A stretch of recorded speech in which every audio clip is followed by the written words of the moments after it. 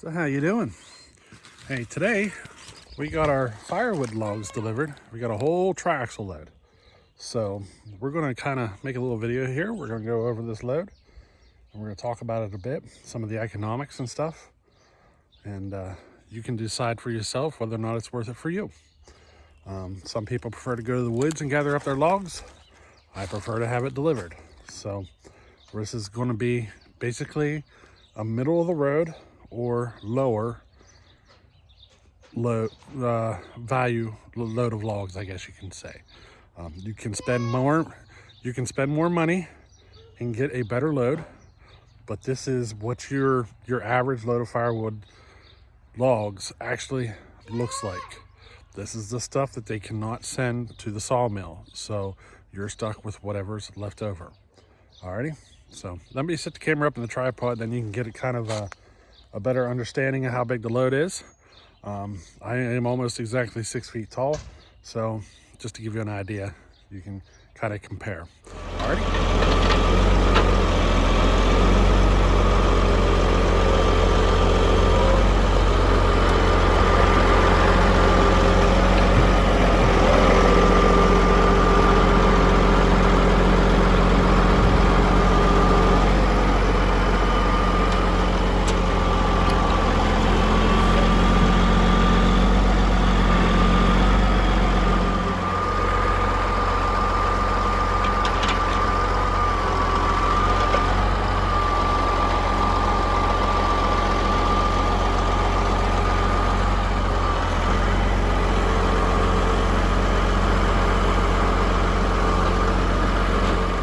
There you go.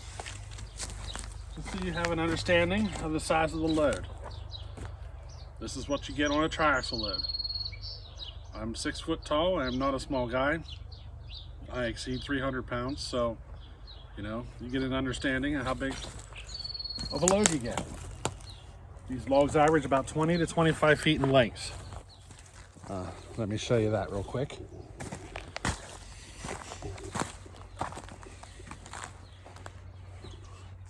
So there it is. Yeah, you're probably averaging 20 to 25 foot in length on average there. As you can see, they are not the perfect sticks of wood that you would see headed to a sawmill. These are the leftovers. This is what you expect to get. This is a way for the logging company to earn revenue off of wood that would normally be, tossed. Now, the one thing I'm liking right now is the smell. It smells so good. So let me get this camera on these logs and we'll give you a closer view. Alrighty?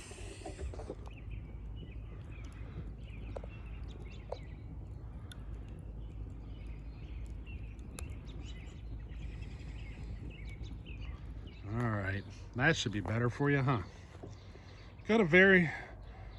We got a selection of different sizes. You can see a lot of it is smaller wood. Just to give you an example, this one right here is about 12 inches. That right there is not. So, a lot of stuff about this size. I'd say this is probably around 6 inches, 5-6 inches. A lot of stuff about that size. And if you're not familiar with your species of wood, this is almost entirely all oak.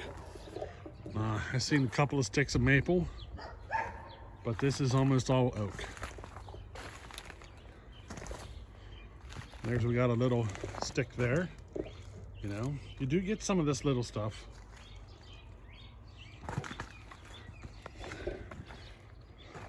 So, as I'm looking here, we got two of them here that have a hollow spot. I don't see any others. But I'm satisfied with that load right there. And of course you got to count the ones that are on the ground, because we got 2 sticks laying on the ground over here that rolled off. He's got kind of one short one here. He's got one short one here that's kind of working like a brake, keeping it from rolling anywhere. I wonder if he does that on purpose. I've seen him set that up, and I think he did that on purpose. It kind of acts like a brake to keep the logs from rolling off the back, you know. But there she is, one triaxle load of logs. So if you imagine, I said those sticks are about 25 feet in length. So you can see that stick going across, that's how much space she takes to get her stacked that high. We don't know how many cord of wood we're going to get out of this. That's one thing we're going to keep track of as we get it cut and split, to kind of see about what our average, just to see about what our average, you know, cordage will be off of each load. That is a figure that I want to keep track of for in the future, just in case we want to get into like selling wood or something. This is how we would be doing it, by the triaxle load. Then we'd be cutting, splitting it, and selling it. So I want to keep track of how much wood this produces. Now this load will be entirely for me. This is going to be my firewood for this winter. The advantage for getting it early in the season is that the trees haven't filled up with sap yet, so they will dry out a little easier. If you take an oak tree in the middle of summer, it's going to be really wet, and you can see that just from the checking on the ends of the wood, this has been down for long enough that, you know, she's already starting to dry out. And I don't have leaves yet.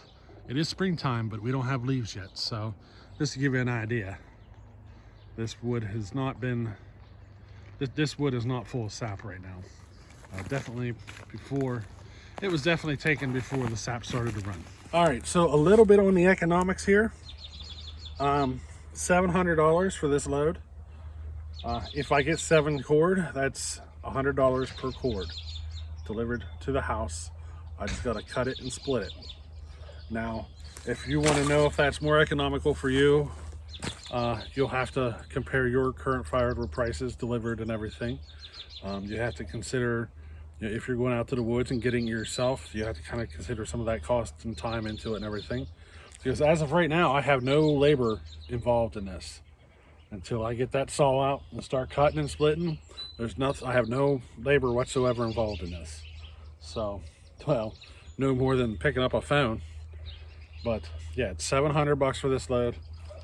She's not pristine wood price. If you were spending $1,000 or more, you could expect a better quality load. The logs would be more consistent, 12 to 15 inches. You know what I mean?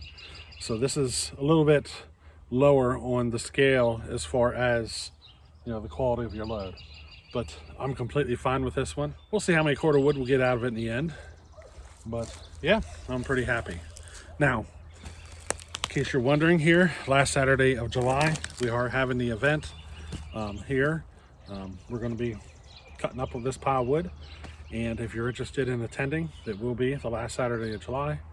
You just got to reach out to me on my email. So, yeah, just reach out to me on my email, and, you know, we'll work at making the arrangements. But if you're interested in attending, make sure you bring your chaps, your safety glasses, and your ear protection, all 3. If you don't have chaps, borrow them or whatever you got to do. I would prefer not see anybody even fire a saw without their chaps on. So yeah. Now another thing to consider here is your saws. I don't care if you run ported, stock, vintage, modern. I could care less what you show up with. If you don't show up with a saw, I'm sure I got something here I could put in your hands. You're welcome to run. But this is the kind of situation where safety chain is not a bad idea. We're doing a lot of work with the logs close together. So safety chain helps you, just in case you would happen to contact the opposing log with the tip of your bar. You know, it helps prevent that kickback situation. So safety chain is not a bad idea in a situation like this. It's not going to be the fastest cutting chain, but if you want to show up a safety chain, go right ahead. I will probably be running a lot of safety chain on this load just for safety purposes. It's not a requirement for that day, but you will see me probably run some safety chain. It's just a safety precaution, you know. I have plenty of safety chain for my saws, so why not use it, you know? So just remember, the end of July, we will be here working on this pile of wood. We will have a splitter sitting here. We will be stacking wood and everything. We will also have a test station out behind the shed, just for cutting cookies on some logs. If you want to test or just play with saws or whatever. Firewood for here. So you cook cookies out of this all you want. If you want to cut a cookie, just make sure it's 16 inches long, all right? So you can cut as many cookies as you want. But if you want to cut little 1-inch cookies, behind the shed. All that work's going to be out there. The wood behind the shed is not going to be pristine firewood. This is oak. What you get behind that shed, it could be anything from poplar to who knows what. So it's just going to be whatever I can drag out of the weeds here. I'm going to set up there for saw testing. Or playing or whatever. You know, you just want to hand your saw off to somebody and make a couple of quick cuts and, you know, try out your saw. Back there is a great spot. Now I will set up my canopy probably somewhere near the wood pile here with a table and stuff that we can kind of hang out down here. We'll have the shed that we can hang out in. We will have the fire ring going. So, you know, I think we got it pretty well covered. If you wish to come and, you know, spend the night, you're welcome to pitch a tent or something. We got plenty of grass here, so you can pitch a tent up there near the fire ring or whatever, especially if a couple of you show up with tents. I think it might be kind of cool to hang out by the fire ring and spend the night, you know what I mean? Out here in the country, I tell you, we have a very small amount of what they call light pollution, which is light from the city or whatever, blocking out the stars. So if it's a clear night, expect to see a very nice sky with the stars. We have very low light pollution here, so you will enjoy the night. Just look up and admire it for a minute, you know what I mean? I think the hardest part here is going to be keeping Muffler off of this pile. He loves to cut wood. He does. He absolutely loves it. So Muffler, don't touch. This is for the event at the end of July. Okay. All our testing is going to be behind the shed, or we got this tree up here that we got cutting up. You know, we'll find some stuff, but try to save this for our event at the end of July. Now I will make a couple of cuts off of this pile before the event. There's a reason.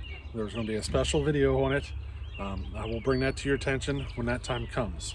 So the only cutting off of this pile is going to be that little special event that I do, special video that I do, you know, just before that event. There's a reason. I will bring that to your attention when the time comes, though. And I keep repeating myself, don't I? But anyway, hey, I hope you enjoyed this one, and we'll catch you on the next one. Later.